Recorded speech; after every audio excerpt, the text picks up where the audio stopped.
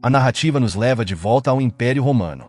Os eventos dessa sequência ocorrem 2 décadas após a morte de Marcus Aurelius, o imperador romano cuja morte desencadeou as lutas pelo poder do primeiro filme. Roma não é mais o glorioso império que já foi, mas é governada por irmãos gêmeos, os imperadores Geta e Caracalla. Embora eles detenham o poder supremo, seu governo trouxe caos e desespero para o povo romano. A história começa com uma guerra em andamento em um campo de batalha na África, onde as forças romanas estão atacando a cidade de Nádia. Entre os refugiados romanos que lutam para defender Nádia está um soldado chamado Lucius. Lucius não é um soldado comum, ele é um homem que carrega feridas profundas de seu passado.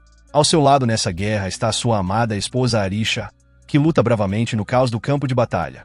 Em meio ao clamor de espadas e flechas, uma flecha inimiga acerta seu alvo, perfurando Arisha e matando-a. Sua morte devasta Lucius.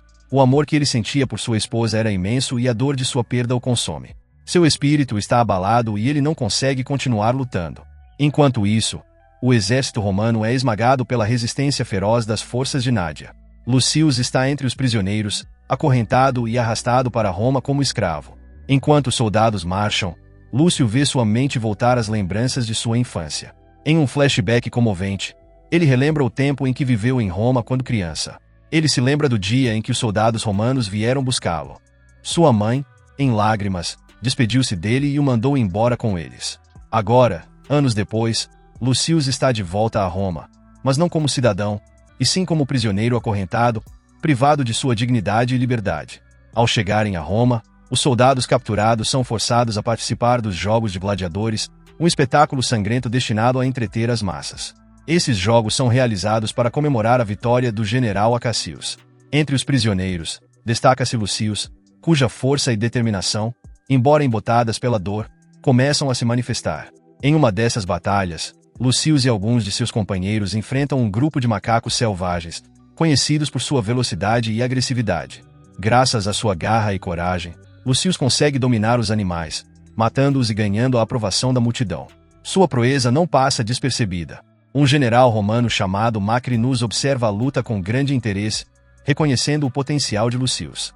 Macrinus se aproxima de Lucius com uma oferta. Ele propõe que Lucius se torne um gladiador que luta para ele em troca de uma vida melhor. Macrinus promete que Lucius será bem tratado se aceitar o acordo. Mas, se recusar, continuará sendo um escravo sujeito às mais duras condições. Embora a oferta pareça tentadora, Lucius tem apenas um objetivo que o move: vingança pela morte de sua esposa. Ele aceita a proposta de Macrinus, sabendo que isso pode aproximá-lo de seu objetivo. Em outro lugar, o general Acacius está conspirando secretamente contra os 2 imperadores.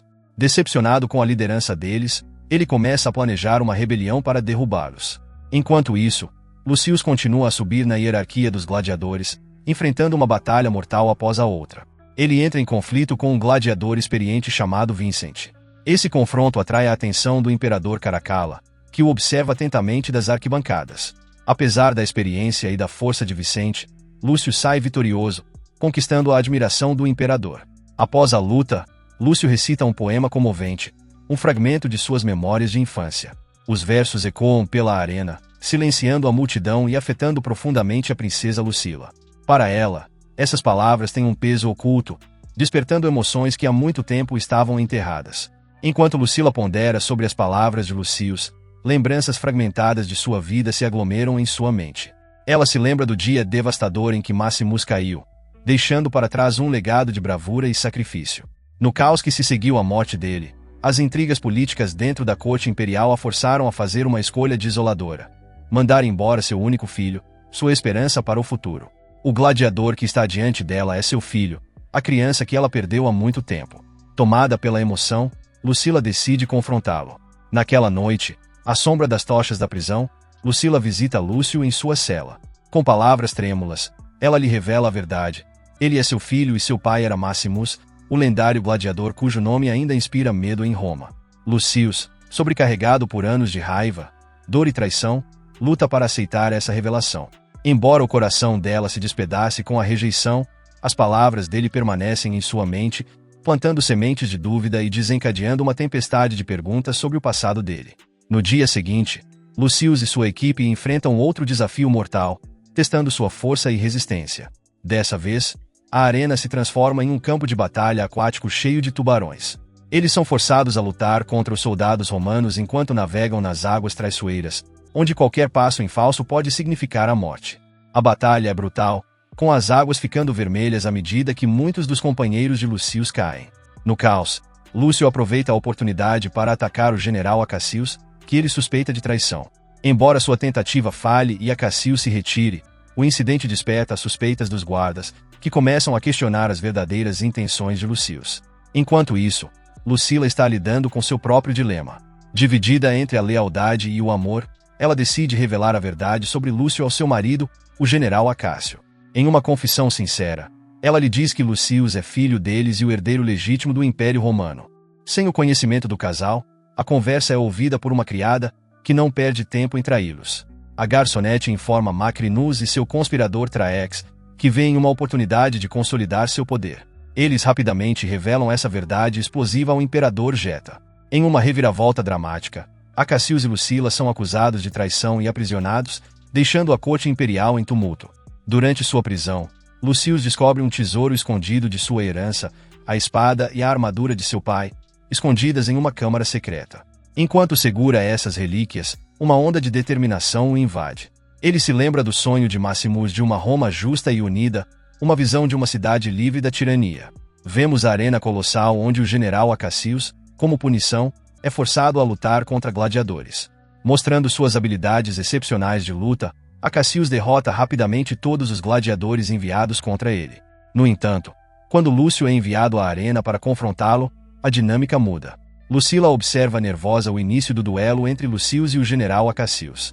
Inicialmente, Acacius parece dominante, mas, à medida que a luta avança, Lucius começa a ganhar vantagem.